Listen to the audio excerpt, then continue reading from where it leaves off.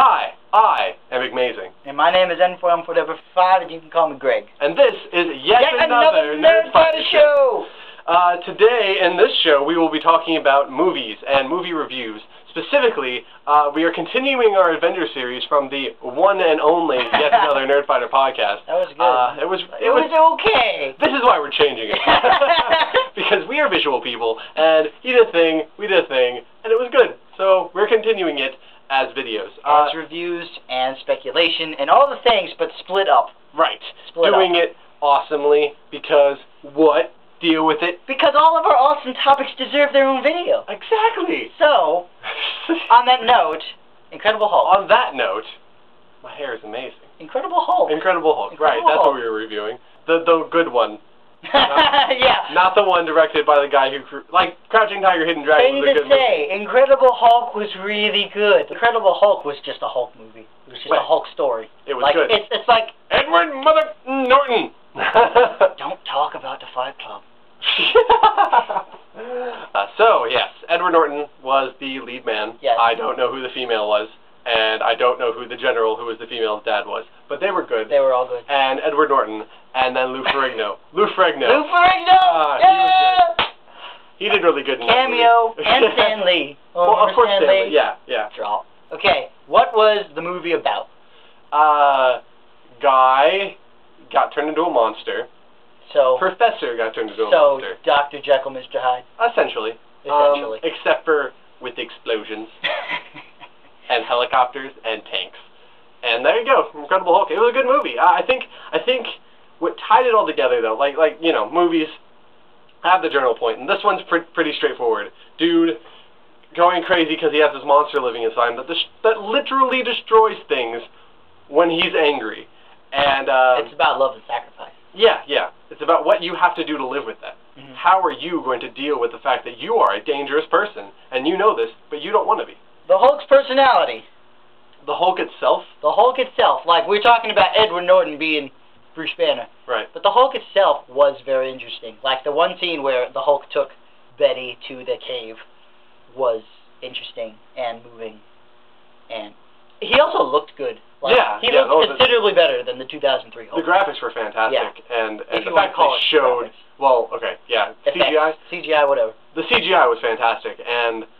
It looked real. It did. It was believable. You actually thought that Edward Norton turned into a giant green monster. It was good. Mm-hmm. The movie was good. Yeah, and the first transformation where the Hulk was just not seen. Was teasing you so badly. I was worried because that was the entire movie in the first one, in the Hulk. You know, that was the entire movie. They were kind of teasing you. You saw a little bit. You saw a silhouette. Yeah. And then, you know, it eventually paid off at the beginning around the beginning of Act 2 when you saw it. Yes. Saw it. Yeah, you saw him, and it was good. Yeah. It was good. The Hulk. So his character was also, the Hulk as a character was also a good character. And they did really good at giving you a lot of information in a very short period of time. Because the actual story of the Hulk is, especially with the prologue in the credits. The prologue in the credits was good. And it managed to make it a reboot and a sequel and a remake all at the same time with those credits. Those credits were pivotal. Right. So go Edward Norton. Yeah.